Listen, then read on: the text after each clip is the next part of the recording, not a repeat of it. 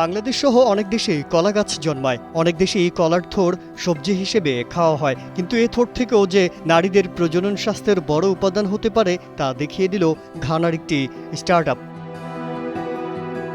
আফ্রিকার গরিব দেশগুলোর মধ্যে ঘানা অন্যতম। দারিদ্র্যের কারণে এই অঞ্চলের মেয়েরা ঋতুস্রাবের সময় স্যানিটারি প্যাড কিনতে পারেন না। স্কুলে শৌচাগার না থাকা ও নানা রকম কুসংস্কারের কারণে অনেক মেয়েই স্কুল থেকে ঝরে পড়ে। ঘানায় মেয়েদের জন্য অন্যরকম উদ্যোগ নিয়েছে একটি স্টার্টআপ। তারা কৃষকদের কাছ থেকে কলা গাছের থোড় সংগ্রহ করে।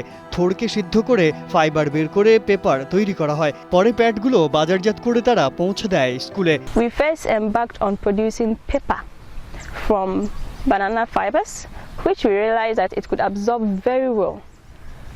Hence, we used it as our absorbance core in the production of our sanitary pads and also to reduce plastic waste.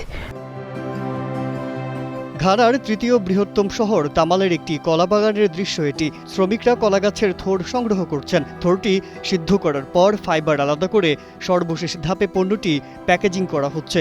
পরিবেশের জন্য ক্ষতিকর না হওয়ায় এই বিশেষ ধরনের প্যাড ঘানায় ব্যাপক জনপ্রিয়তা পেয়েছে। ঘানায় প্রযুক্তিটি কোদু টেকনোলজি নামে পরিচিত। 2025 সালের শুরুতে ইউনিসেফ স্টার্টআপ ল্যাব তাদের আর্থিক সহায়তা ও প্রযুক্তি প্রদান করে। এর মাধ্যমে তারা প্যাডের নকশা উন্নত করার পাশাপাশি ব্যবসা বৃদ্ধি করেছে।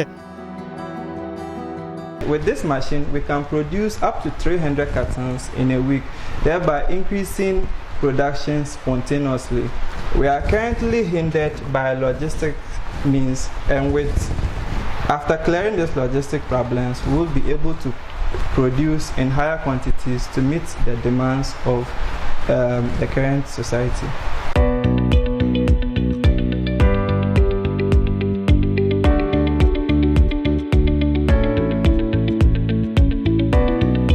কোদু টেকনোলজির সহ প্রতিষ্ঠাতা ওমর ফারুক মুবারাকাতু বলেন, কাজটি শুরু করার কারণ আমরা লক্ষ্য করেছি তরুণীরা ঋতুস্রাবের সময় নানা চ্যালেঞ্জের মুখোমুখি হয়। অনেকে স্কুল ছেড়ে দেয়, এমনকি কম বয়সে পড়াশোনা বন্ধ করে দেয়। একজন নারী হিসেবে আমি নিজেও এই সমস্যাগুলোর সম্মুখীন হয়েছি। সংস্থাটি ঘানার বিভিন্ন অঞ্চলে মেনস্ট্রুয়াল হাইজিনিক ব্যাংক চালু করেছে। এই ব্যাংক থেকে গ্রামের মেয়েরা বিনামূল্যে বা সস্তায় স্যানিটারি প্যাড পাচ্ছে। সচেতনতা বৃদ্ধির জন্য স্কুলে কর্মশালার আয়োজনও করছে। মেয়েরা নিজেদের স্বাস্থ্য নিয়ে সচেতন হচ্ছে এবং লজ্জা কাটিয়ে স্কুলে নিয়মিত যাচ্ছে। পণ্যটি সহজে মেয়েদের কাছে পৌঁছে দেওয়ার জন্য তারা 10টি প্যাড কিনলে একটি প্যাড দান করছে। সংস্থাটির উদ্দেশ্য 2030 সালের মধ্যে 30,000 স্কুল ছাত্রীকে স্বাবলম্বী করা ও 10,000 নারীর কর্মসংস্থান সৃষ্টি করা। তারা ঘানার নারীদের অন্তত 3% কৃষিকাজে সম্পৃক্ত করতে চায়। মাজহারুল আলম, কালের কণ্ঠ।